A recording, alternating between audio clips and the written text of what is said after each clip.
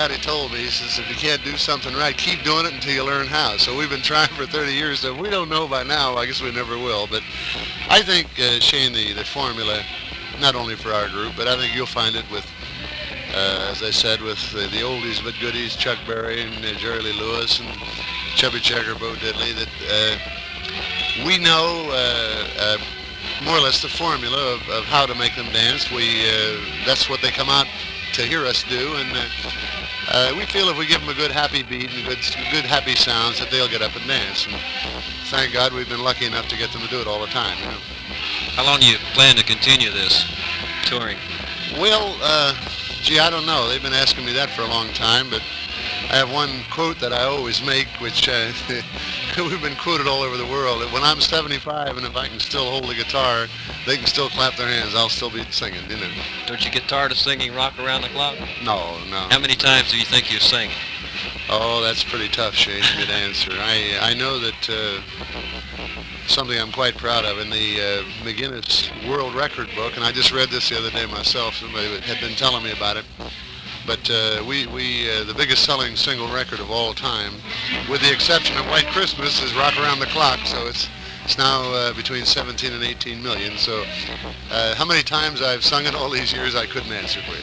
One other thing, and I'll let you go here, but we were doing a story on the Buddy Holly, Ritchie Valens, and Big Bopper, the death, the 1958 plane crash. Where were you? What were you doing at this time?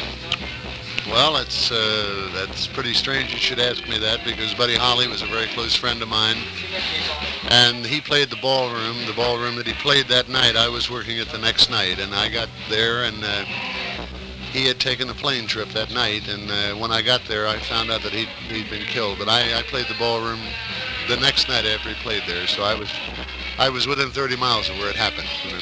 We've done some research on this, and we're trying to find the trend of the music change in the late 58 to 1960, where the individuals kind of dropped out and the groups came in. Do you think this had some bearing upon groups, or you think the death of the Big Bopper and Ritchie Valens and Buddy Holly was a turning point?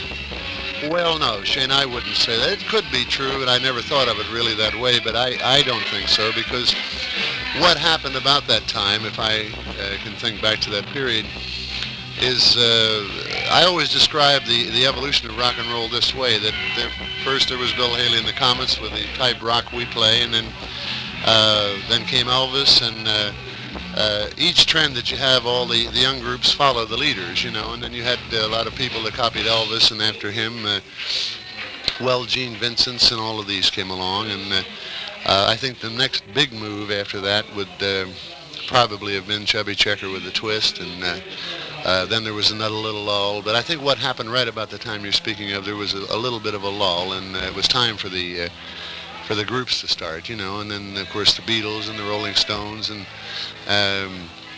but it just seems that Does some of this music frustrate you at times, though? No, not really, no, because it's all basically the same thing if you really sit down and study it. You know, you have little different, if you look at it this way, that for a certain period of years, most of the groups copied Bill Haley and the Comets, and then for a certain period came the copying of the Elvis Presley type. And I don't mean it copying in a bad way, it's just natural, that happens in show business.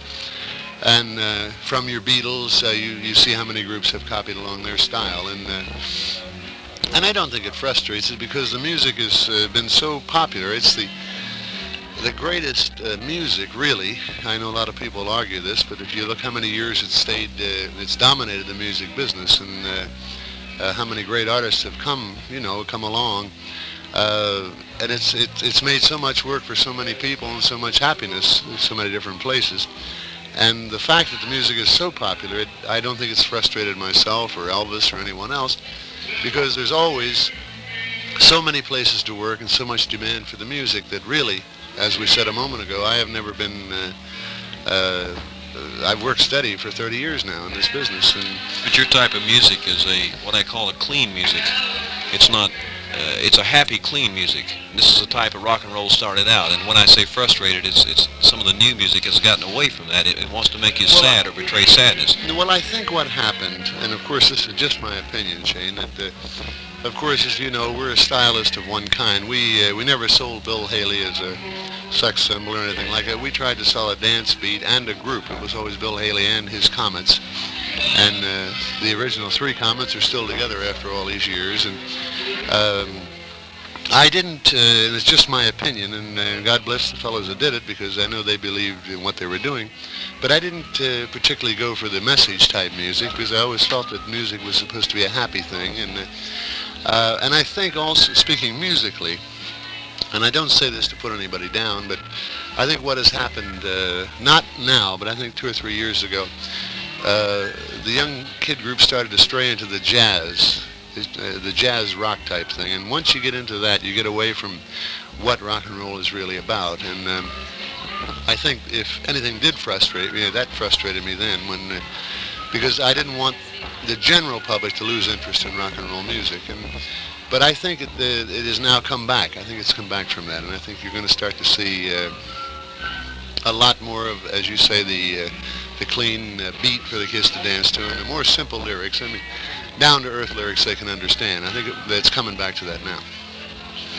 You know, someone asked me before I left to make sure that you still had your curl tonight. Yeah, well, I still you haven't changed much in those 30 years of playing. Thank you very much, Shane. That's a compliment. See you in the movies or on television here. Yeah, well, if I lose that, I think I better get a toupee or something. That's a Bill Haley symbol too, isn't it?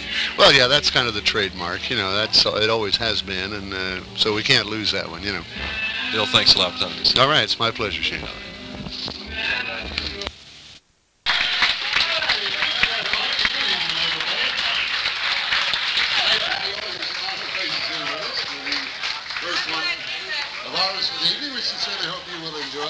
We'd like to start out, if we may, featuring a song that we did many years ago in the Columbia Motion Picture. The name of the picture was Rock Around the Clock, and we featured Rudy Pompili, tenor saxophone, and Mr. Ray Cawley on the big bass, two of our original Comets, and the song was called Rudy's Rock. Huh?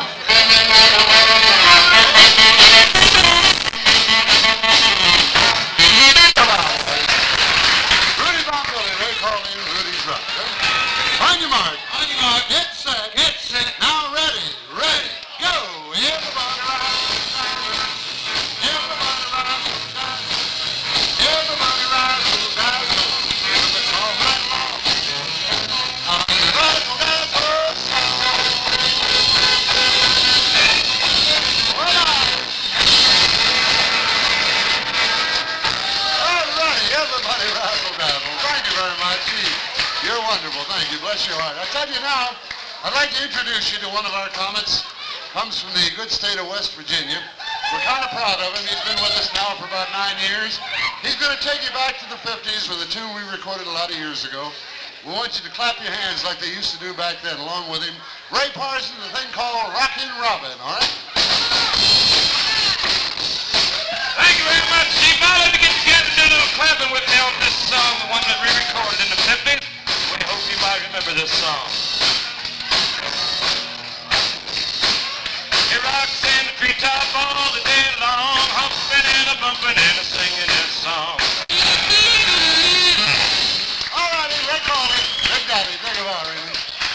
Now, ladies and gentlemen, a young man that I call my favorite guitar picker, and I hope he'll be one of yours after hearing him play. Nick Masters, electric Spanish guitar, and a song that helped us out many years ago called the Guitar Boogie. Nick Masters.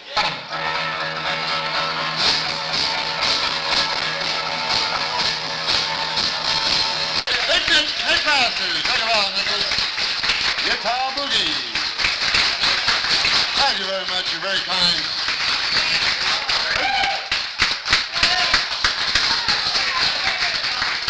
You know, we got a brand new movie coming out, or it is out, I should say. It was released last week. It's Columbia Pictures. It's called Let the Good Times Roll. So when it comes to Lexington, we hope you'll go see it. It features a lot of the old-timers, as we like to call ourselves, in the rock and roll business. Chuck Berry and Little Richard, and Bo Diddley, and Bill Haley and the Comets, and the Shirelles. Just a whole lot of groups are in it. We hope you'll go to see it. It's Columbia Pictures, Let the Good Times Roll. One of the songs we do in that picture is called See You Later, Alligator. It goes like this. Well, the song my baby walk. Yeah, he was free. Big Nick. Thank you, ladies and gentlemen. Thank you, Nick. Here's one I'd like to do for all of you, if you'd like to hear it. 1, 2, 3 o'clock, 4 o'clock, rock. 5, 6, 7 o'clock, 8 o'clock, rock. 9, 10, 11 o'clock, 12 o'clock, rock, we're going to rock.